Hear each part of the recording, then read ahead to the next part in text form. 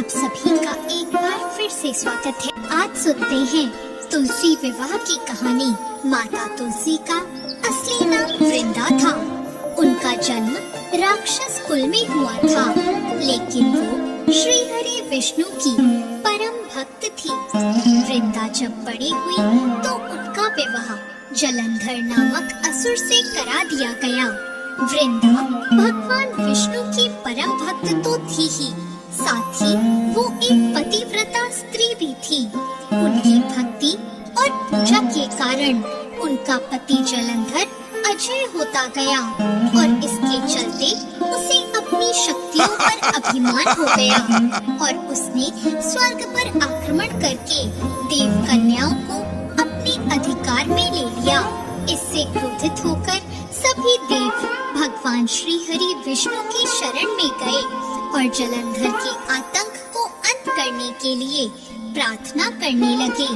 परंतु जलंधर का अंत करने के लिए सबसे पहले उसकी पत्नी वृंदा का सतीत्व भंग करना जरूरी था और इसीलिए भगवान विष्णु ने वृंदा का पतिव्रता धर्म भंग करने का निश्चय कर लिया और उन्होंने जलंधर का रूप धारण करके छल से वृंदा का स्पर्श किया।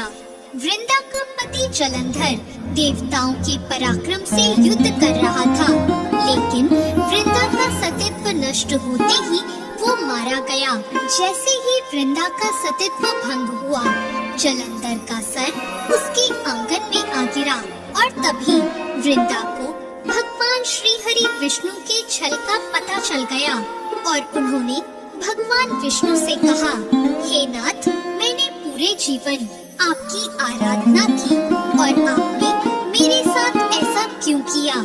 इस प्रश्न का उत्तर श्री हरि नहीं दे पाए और वृंदा ने भगवान विष्णु से कहा कि आपने मेरे साथ एक पाषाण की तरह व्यवहार किया। मैं आपको श्राप देती हूँ कि आप भी पाषाण बन जाएं। और यह कहते ही भगवान श्री हरि पत्थर के समान हो गए और उन्होंने भगवान विष्णु को श्राप दिया कि जिस प्रकार तुमने मुझे पति वियोग दिया है, उसी प्रकार तुम्हारी पत्नी का भी छल पूर्वक हरण होगा और स्त्री वियोग सहने के लिए तुम्हें भी मृत्यु